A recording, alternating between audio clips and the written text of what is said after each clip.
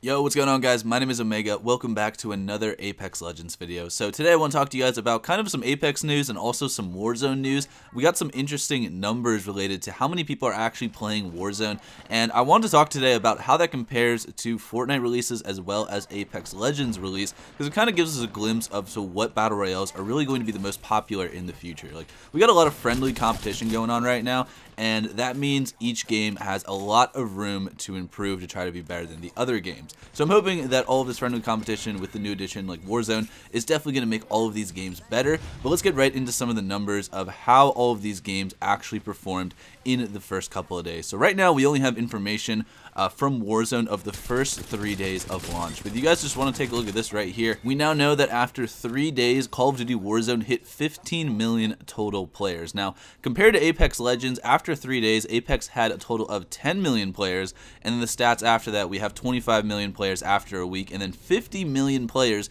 after 4 weeks. Apex Legends was actually one of the most popular and most played Battle Royale games, and basically any game ever last year when it came out. I think that was just due to all of the promotion that EA did on release and the fact that they basically told no one about this game. This was a complete surprise when Apex Legends came out because every single YouTuber was basically paid to promote it, and those numbers escalated hugely. But with Warzone, you know, we already have 15 million players in the first 3 days, which is pretty insane. I mean, I think there's a lot of other factors kind of contributing to that. Warzone is definitely a great game, but we are also kind of going through a pandemic with the coronavirus, and I know a lot of people are basically being quarantined at their house. I mean, I know that a lot of my friends are told to basically stay home and not go to work, so this is probably the best time for a video game to come out, or a new game mode, or anything to happen in a video game, because most people are playing home, either watching TV, playing video games, or just doing something at home. So I definitely think that contributed a little bit to the number of Call of Duty Warzone players, but I don't think it really would have mattered too much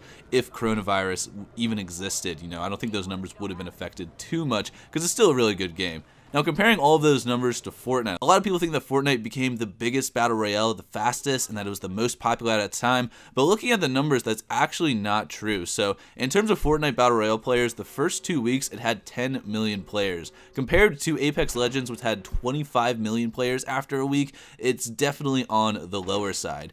After 11 weeks, the game had 30 million players. Then after 16 weeks, it had 45 million players. But also, just to give Fortnite a little bit of credit, they were in the Battle Royale scene very early, and they definitely kind of revolutionized it and made it much more popular. So I understand why Fortnite's numbers are lower than Call of Duty and Apex's, but it is still really interesting just to see the growth of all these games and how basically every new Battle Royale game that comes out is pushing these numbers even farther. Now, one thing I want to talk about with Apex Legends is whether Apex is now going to focus on adding a bunch of new things to compete with Warzone. Because like I talked about earlier, with friendly competition in video games, you never want one company to have kind of like a monopoly over that game genre, because then they get lazy. They don't really need to improve anything in the game because they basically control the entire market. And I think a great example of that is Pokemon for the longest time. Pokemon has controlled the entire genre of just catching and training monsters,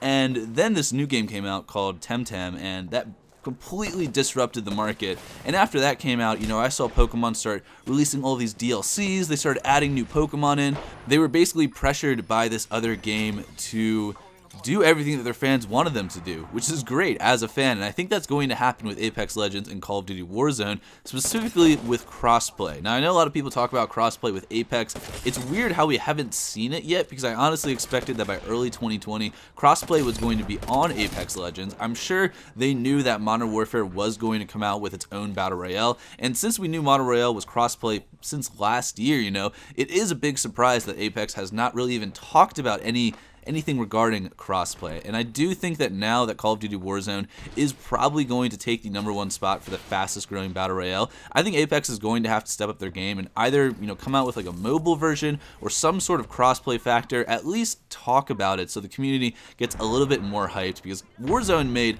a really smart strategic play, and it came out on the same day that Kings Canyon was coming back to Apex Legends. I'm sure that wasn't the only reason for coming out that day, but it was pretty easy to tell that they knew they could take a bunch of Apex Legends players and bring them over to Warzone because it just came out on the same day. It was a super smart business move, and I'm really excited just to see where these companies are going to take their games, because now that we have so much competition, man, all of these games are going to get a ton of content in the next year. I'm calling it right now. We're going to get a ton of cool stuff for all of these games. Whether you play Call of Duty, Apex, Fortnite, doesn't matter. I think this is going to be a great year for gaming, despite all of, the shit that we're dealing with the coronavirus. I hope everyone's safe, by the way. Like, I know some people are kind of taking this as a joke online, but this is really no joke. I mean, we are kind of in the beginning stages of a pandemic, and I think people need to be really careful. So just make sure you guys are safe. Stay close with your loved ones. Don't go out to huge crazy events. Most of them are canceled anyway, so you probably can't.